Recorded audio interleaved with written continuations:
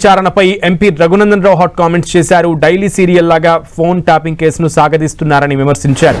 ఈ కేసులో కర్మ క్రియ అని తెలిసి కూడా మాజీ సీఎం కేసీఆర్ ను ఎందుకు విచారణ చేయట్లేదన్నారు. ఇంటి అల్లుడి ఫోన్ ట్యాప్ చేశారని గతంలో కవిత చెప్పారని, అయినా కేసీఆర్ కు నోటీసులు ఇచ్చి విచారణకు పిలిపించేందుకు సిట్ ఎందుకు భయపడుతోందని రఘునందన్ రావు ప్రశ్నించారు.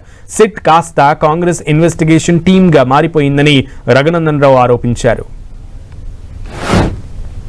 కర్త కర్మ క్రియ ఏళ్ళన్నీ ఒక్క దిక్కే చూపెడుతున్నాయి. ఒక్కని పిలిచేందుకు మీకు భయం అవుతుంది. సిట్కి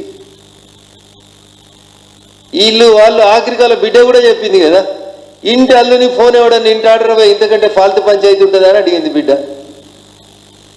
ఇంకా ఎంతకంటే ఎక్కువ సాక్ష్యం ఏం కావాలి? ఇంటి అల్లుని ఫోన్ వింటారా అని అడిగింది. నీ భార్య ఫోన్ వింటారా, నీ భార్య ఫోన్ కూడా వింటావా అని అడిగింది. మరి బహుశా వాళ్ళ వదిన ఫోన్ కూడా విన్నారని అన్నేమన్నా డౌట్ ఉందేమో ఆమెకి. సో ఇంత దరిద్రంగా వ్యవస్థలు నాశనం అయిపోయిన తర్వాత రోజు టీవీలలో బ్రేకింగ్ల కోసం సిట్ నుంచి పిలుపు. ఏం జరిగింది చెప్పు?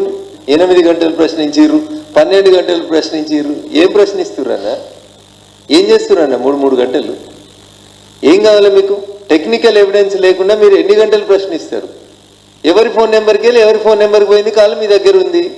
ఎవరు ఫోన్లు ట్యాప్ చేసిరని ఎయిర్టెల్ వాళ్ళకి, జియో వాళ్ళకి, టాటా వాళ్ళకి అందరికీ నోటీసులు ఇస్తే బిఎస్ఎన్ఎల్ వాళ్ళకి వాళ్ళే ఇస్తారు కదా. ఎన్ని రోజులన్నా ఈ ప్రశ్నించుడు? ఫలితం ఎప్పుడు వస్తుంది చెప్పుకుంటారు? అమాయకులు అల్కగా దొరికిరని 4 పోలీసు వాళ్ళని తీసుకుపోయి జైలు వేస్తారు. 6 నెలల తర్వాత వాళ్ళు యువతలకు వచ్చారు. వాళ్ళు యువతలకు వచ్చి కూడా మళ్ళీ 6 నెలలు